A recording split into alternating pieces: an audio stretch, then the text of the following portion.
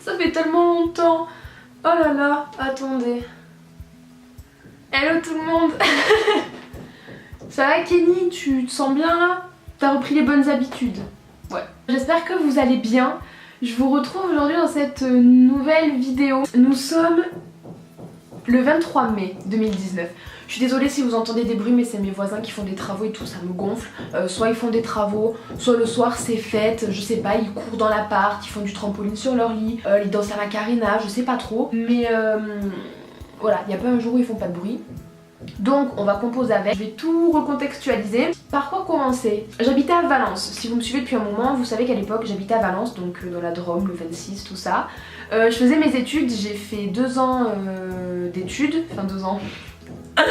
Ça aussi c'est une autre histoire et je vous en parlerai je pense d'ici quelques temps. J'ai fait une première année de BTS MECP à Valence. J'ai commencé ma deuxième année que j'ai abandonnée pour des raisons que je vous expliquerai peut-être plus tard.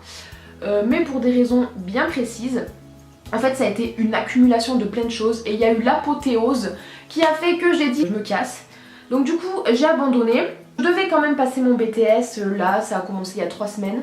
J'y suis pas allée, pareil, parce que il a continué à se passer des petites choses dont j'ai été mise au courant. Du coup j'ai dit c'est bon, ça me gonfle, ça continue, moi je passe pas le BTS. J'ai fait une première année de BTS MECP, ensuite j'ai fait la deuxième année que je n'ai pas terminée. Au début je me suis dit bah écoute, t'as voulu voir ce que c'était que de prendre une année sabbatique, donc du coup là, quitte à avoir arrêté l'école plus tôt, bah tu cherches du taf et tu fais une demi-année sabbatique. Donc en fait, j'ai arrêté l'école le 7 janvier 2019. Du coup, j'ai voulu prendre une année sabbatique jusqu'à septembre 2019, me disant qu'en septembre, je reprendrai soit un cursus MECP ailleurs, soit je ferai une formation maquillage qui inclut ou non de l'esthétique tout simplement. Résultat des courses, un mois s'est écoulé, donc là on se retrouve début février, et bah j'avais beau chercher du taf, j'en trouvais pas qui me convenait, c'est-à-dire que je trouvais pas de travail dans le milieu de l'esthétique, parce que j'étais braquée à me dire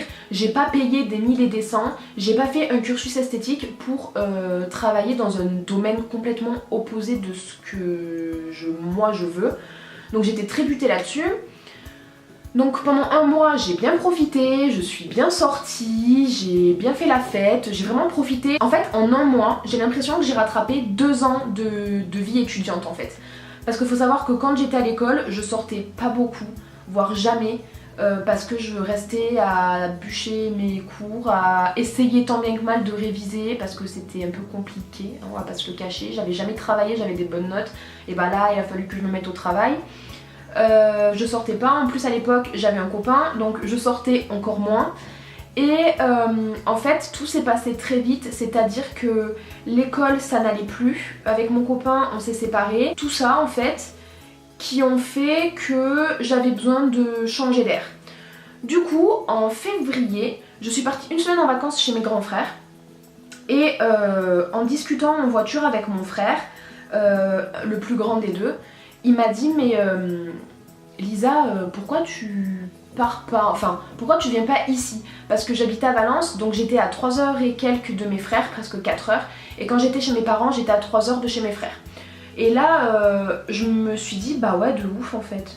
Du coup le lendemain j'ai imprimé plein de CV et au culot je suis allée distribuer plein de CV en Occitanie. Je suis en Occitanie vers Montpellier on va dire, je travaille là-bas et j'ai trouvé un travail. Résultat des courses, ça fait presque 3 mois que je travaille là-bas, enfin je travaille pour... je suis dans une parfumerie, voilà, je suis dans une parfumerie en Occitanie, vous vous débrouillez avec ça. Et du coup bah, depuis avril je travaille là-bas, tout se passe très bien, plus que bien même. Je suis contente, j'ai une super équipe, j'ai de super collègues, c'est trop bien. Et du coup je suis conseillère de vente en cosmétique, maquillage et je suis aussi esthéticienne puisqu'on a un institut dans la parfumerie. En fait tout s'est fait très rapidement. Le moment où j'ai donné mon CV, où j'ai fait l'entretien, où j'ai fait les essais, j'ai passé les tests, où on m'a dit qu'on me prenait et où je suis arrivée ici, il s'est écoulé peut-être une semaine ou deux en fait. Tout s'est fait super rapidement. En fait c'est un livre qui s'est fermé, clairement c'est même pas un chapitre qui s'est tourné, une page qui s'est tournée, c'est un livre qui s'est fermé. J'en ouvre un autre ici et celui de Valence je veux plus l'ouvrir. clairement. C'est du passé, j'ai plus envie d'y penser, que ce soit les gens qui étaient là-bas ou tout ce qui s'est passé, je veux plus rien savoir. Après, je parle toujours à Sarah et Audrey, bien évidemment. Évidemment, je sais pas quoi vous dire d'autre en fait. Mais c'est vrai que toutes les personnes que j'avais à Valence, j'ai tourné la page sur tout le monde. Et il me reste plus que Alizé, Audrey et Sarah. C'est tout. Et c'est pas plus mal. Voilà. La qualité à la quantité. Vraiment, retenez ça. En amitié, la qualité à la quantité. Croyez pas, mais des copines, j'en ai pas beaucoup. Et des meilleures amies, encore moins. C'est pas au plus on aura des potes, au plus on sera famous, au plus on vivra bien. Bien au contraire, j'ai remarqué que dans ma vie, au plus j'avais des amis, au moins j'étais heureuse. Donc ça pareil, je rajoute des trucs alors que ce sera dans une autre vidéo du coup sur les amitiés toxiques, la toxicité des personnes envers nous, etc. etc. J'ai pas pu filmer, c'est pour ça qu'il y a eu presque 2 semaines de trou. J'ai pas pu filmer parce que je suis en déménagement, même là il n'y a pas tout encore qui a été mis, il me manque des étagères à mettre, notamment comme il y avait dans le fond de mes anciennes vidéos.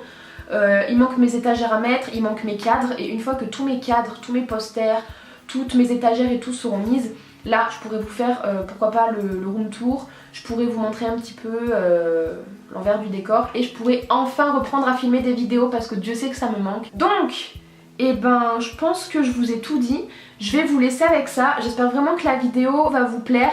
C'est pas un contenu de ouf, je pense que c'est juste ça va être divertissant pour vous.